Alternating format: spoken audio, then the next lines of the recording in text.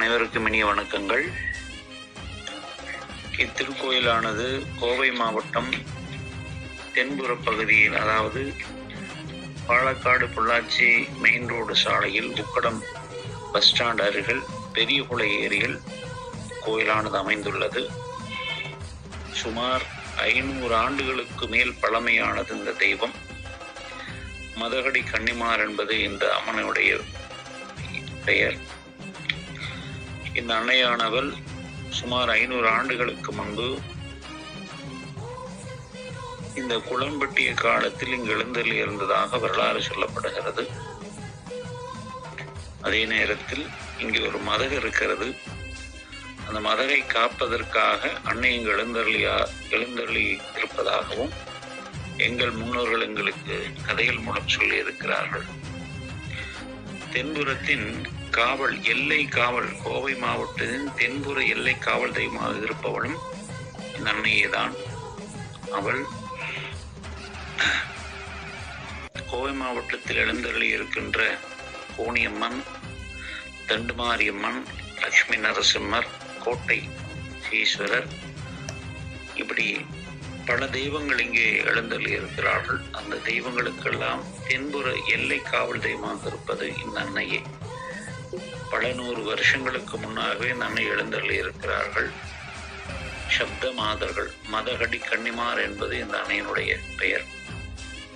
இந்த அன்னை கோவை கொங்கு குலால ஆர்நாடு குலத்தின் குலதெய்வமாகவும், ஏனைய மக்களும் இந்த கோவை மாவட்டத்தில் இருக்கக்கூடிய பல குல மக்கள் இந்த தெய்வத்தை குலதெய்வமாக வழிபாடு செய்கிறார்கள்.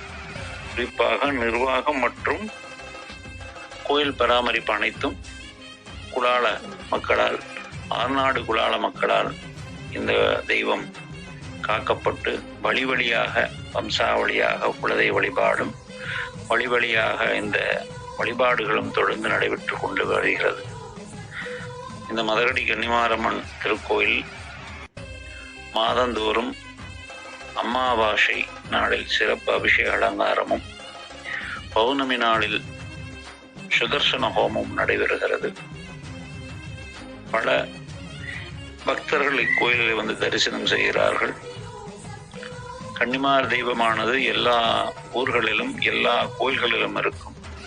குறிப்பாக இந்த கன்னிமார் கருப்பராயன் வழிபாடு இல்லாத குலதெய்வ வழிபாடே இருக்கிறதுக்கு வாய்ப்பில்லை. எல்லா குலதெய்வ வழிபாட்டிலும் இந்த அன்னை கண்டிப்பாக எழுந்தருள்வாள். இவர்களை கும்பிட்டு விட்டுத்தான் மூலஸ்தானமாக அடுத்து எந்த தெய்வத்தை வணங்குகிறார்களோ அந்த தெய்வம் அங்கே வணங்குவார்கள். ஆக வழிபாடிலே இந்த அன்னை இல்லாத வழிபாடு எங்கும் இல்லை என்று சொல்லலாம். அப்பேற்பட்ட அன்னையானவள் மற்ற கோயில்கள் எல்லாம் பார்த்தால் சன்னதிகளில் ஒரு இடத்தில் அமர்ந்திருப்பார்கள். மேற்புறமாக, அதாவது மேல் கையில இந்த அன்னையை எழுந்தருள செய்திருப்பார்கள் எந்த இடத்திலுமே. ஆனால் இங்கே இந்த உக்கடம் மதகடி கன்னிமார் திருக்கோயிலே மூலஸ்தனம் கருவறை கொண்டு, தனிச்சன்னதி கொண்டு, தனி கோயிலாக இங்கு எழுந்தருளி பல கோவை மக்கள் அனைவருக்கும் காவல் தெய்வமாக இருந்து, கோவை மக்களை, தென்புற கோவை மக்களை எல்லை காவல் தெய்வமாக இருந்து அனைவரையும் காத்து வருகிறாள். அனைவருக்கும் நல்லாசி கொடுத்து, அருளாசி கொடுத்து, இன்று வரை கோவை மக்களுக்கு தண்ணீர் பிரச்சனையை தீர்க்கின்ற தெய்வமாகவும் இந்த அன்னை வழங்குகிறாள். ஏனென்றால் இந்த பெரியகுளை ஏரியை காத்து கொண்டிருப்பவள் அவள்தான். எப்போதும் இங்கு தண்ணி வத்தியதாக இதுவரை நான் கேள்விப்படவே இல்லை. எப்போதும் தண்ணி இருந்து கொண்டே இருக்கும் இந்த பெரிய குளத்து. ஸோ இந்த தெய்வமானவள் கோவை மாநகர மக்களுக்கு தண்ணீரையும் நிலத்தடி நீரையும் எப்போதும் கொடுத்து கொண்டிருக்கிறாள். ஆக அந்த வகையிலும் பல மக்களுக்கு தெரிந்தும் தெரியாமலும் அருளாசியை வாரி வழங்கி கொண்டிருக்கிறாள் இந்த அன்னையானவள். ஆகவே இந்த வழிபாடு முறைகள் எல்லாம் மாதந்தோறும் சிறப்பாக நடைபெற்று கொண்டு வருகிறது. இன்னொன்று, இந்த மாதம் நடைபெற்ற சிறப்பு அலங்காரமானது பல மூலிகைகளை கொண்டு சுவாமிக்கு சிறப்பு அலங்காரம் செய்யப்பட்டது. இந்த மூலிகை ஒவ்வொன்றுக்கும் ஒவ்வொரு தாத்பரியம் இருக்கிறது, ஒவ்வொரு அனுகிரகம் இருக்கிறது. அந்த வகையிலே நாம் சுவாமிக்கு ஏலக்காய், கிராம்பு, மிளகு, மற்றும் மஞ்சள், உருண்டை மஞ்சள், வெட்டிவேர் மற்றும் வாசனை திரவியங்களாகிய ஜவ்வாது, புனுகு, அரகஜா இந்த திரவியங்கள் எல்லாம் கொண்டு சுவாமிக்கு சிறப்பு அலங்காரம் செய்யப்பட்டது. இந்த அலங்காரமானது பல நோய்களை தரிசனம் செய்தாலே பல நோய்களை மனதார அந்த அலங்காரத்தை நினைத்து நன்மையை வேண்டிக் கொண்டால் நோய்கள் எல்லாம் தீரும், குறைகள் எல்லாம் தீரும். ஒன்று. இரண்டாவதாக, நாம் என்ன நினைக்கிறோமோ அந்த வேண்டுதலை அன்னை உடனடியாக தருவாள் என்பதில் சிறிதும் ஐயமில்லை. அச்சன்னதியிலே குடிகொண்டிருக்க அன்னையானவள் சர்வ வல்லமையும் கொண்டவள். 7 சக்திகளாக உட்கார்ந்திருக்கிறாள். ஒவ்வொரு சக்திக்கும் ஒவ்வொரு அனுகூலம், அனுகிரகம் இருக்கிறது.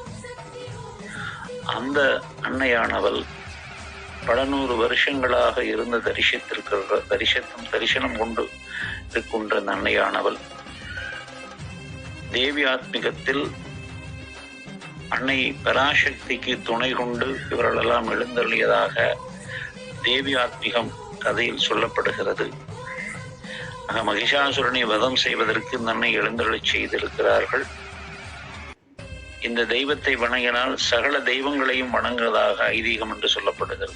அதாவது பிராமி பிரம்மனால் உருவாக்கப்பட்டவர்கள், மகேஸ்வரி சிவருமானால் உருவாக்கப்பட்டவர்கள், கௌமாரி முருகப்பெருமானால் உருவாக்கப்பட்டவர்கள், வைஷ்ணவி மகாலட்சுமி கடாட்சம் பொருந்தியவள் வைஷ்ணவி, வாராகி மகாவிஷ்ணுவின் வாராகி அம்சத்தின் அம்சமாகவும், இந்திரன் இந்திராணியனுடைய அம்சமாகவும், சாமுண்டி காளியினுடைய அம்சமாகவும், இப்படி நாம் எந்த தெய்வத்தை வணங்கினாலும் இதில் ஏதாவது ஒரு தெய்வ நமக்கு குலதெய்வமாக அமைந்துவிடும்.